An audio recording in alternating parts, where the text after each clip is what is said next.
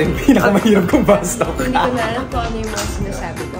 Uy naman, kaya mo yung pamilya ko. Hayop ka! Actually, last night ako nag-i-earwish. Kasi matatapos na yung makiling. Hindi talaga ako naniniwala na matatapos na. And then I'm here. Tama na sinasabi. Bakit sinabi? Galing sa loob dito, boy. Galing sa loob. Yung gigil, galing sa loob.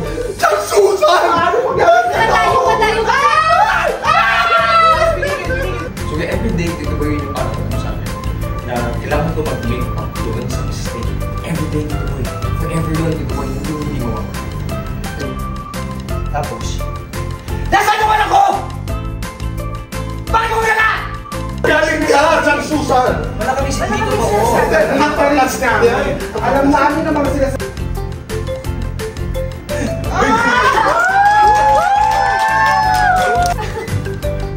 Ang nangyayari po kasi sa artist, dapat mag-internalize, especially if hindi kayo kaya sa loob. Bakoy ka sa assistant ko.